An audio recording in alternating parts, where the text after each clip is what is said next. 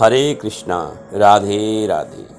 सभी प्रेमी भक्तों का भक्ति चैनल हरि भक्ति पथ में हार्दिक स्वागत है। आज का विषय कर्म क्या है, कर्म कितने प्रकार के हैं।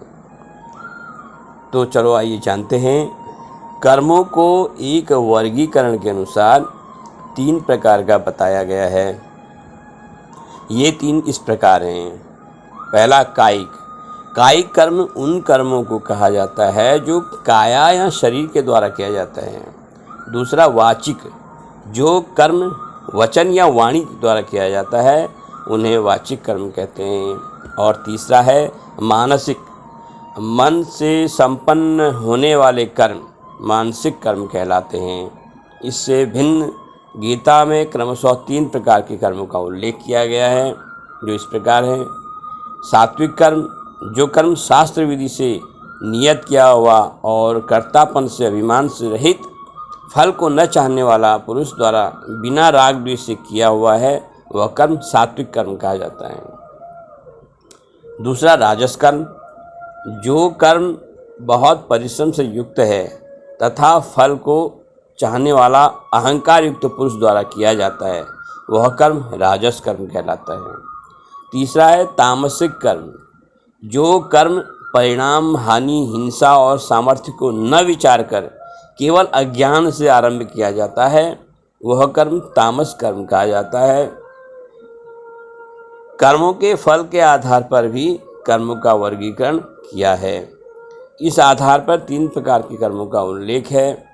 संचित कर्म, इस श्रेणी में वे सब कर्म आते हैं जिन्हें व्यक्ति ने पूर्व जन्म में किया हो। दूसरा है प्रारब्ध कर्म, पूर्व जन्म के संचित कर्मों में जिन कर्मों का फल व्यक्ति वर्तमान जीवन में भोगता है उसे प्रारब्ध कर्म कहा जाता है। और तीसरा है क्रियमाण या संचयमान कर्म। कहने का तात्पर्य है व्यक्ति द्वारा इस जन्म में जो कर्म किया जाता है वह क्रियमाण कर्म कहलाता है। संचित कर्म का भाग जो प्रारब्ध कर्म भोगने के उपरांत शेष बच जाता है, तथा क्रियमाण कर्म, इन दोनों पर व्यक्ति का भावी जीवन निर्भर करता है। कर्म के सिद्धांत के मुख्य तथ्य क्या हैं? कर्म के सिद्धांत का प्रतिपादन वेदों, उपनिषदों, महाभारत, गीता, स्मृतियों एवं अन्य ग्रंथों में विस्तार पूर्वक किया गया है। विस्तृत विवेचन से बचते हुए यहाँ पर कर्म के सिद्धांत के मुख्य तथ्यों को संक्षेप में प्रस्तुत किया जा रहा है।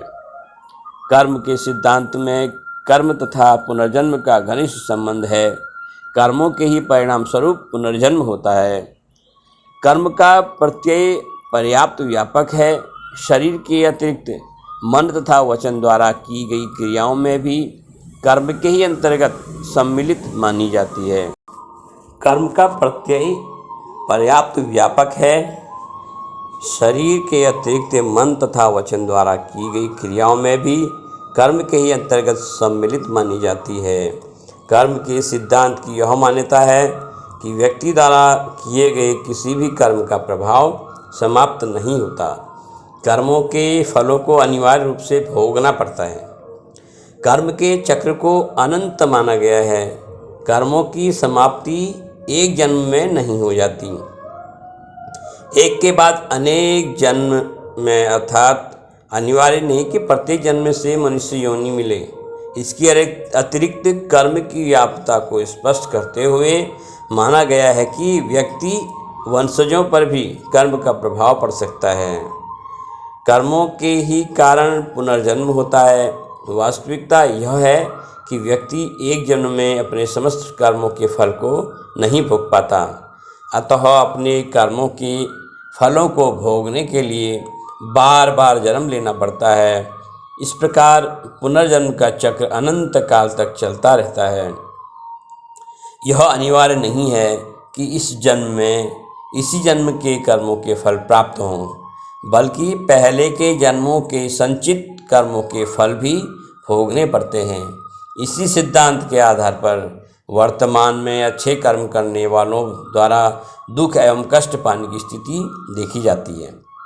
कर्म के कुछ तत्व या विशेषताएं होती हैं। ये सभी तत्व कर्म की व्याख्या को स्पष्ट करते हैं।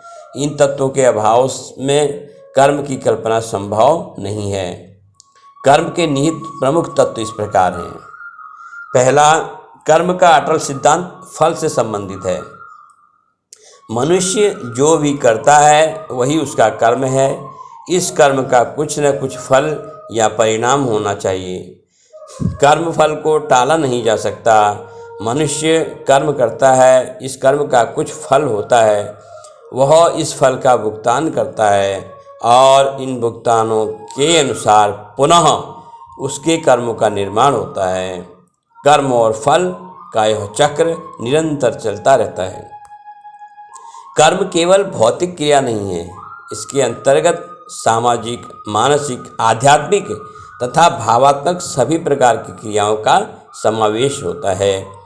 कर्म फल में कार्य कारण का नियम काम करता है। कारण कार्य को उत्पन्न करता है और फिर कारण बन जाता है। प्रवाह अनंत है, कभी इसका अंत नहीं होता। कर्म का फल नष्ट नहीं होता और बिना कर्म किए फल की आशा करना व्यर्थ है। कर्म में कार्य कारण की आश्चर्यभाविता तथा चक्रपना पाया जाता है। कर्म सिद्धांत के अनुसार आत्मा अमर है और पुनर्जन्म होता है। इस जन्म में हम जो कुछ करते हैं वह पिछले जन्म के कर्मों का फल है। अतः जन्म जन्मांतर और कर्म फल के द्वारा हम यह स्वीकार करते हैं कि आत्मा अमर है। जीवन की परिस्थितियों में कर्मों का ही फल है। सभी परिस्थितियां समान नहीं होती, अतः सभी के कर्म समान नहीं होते। इसीलिए हमें हमेशा अच्छे कार्य, अच्छे कर्म की ओर अग्रसर रहना चाहिए, ताकि हमारा यह जीवन भी सफल हो और अगला जीवन भी सफल हो।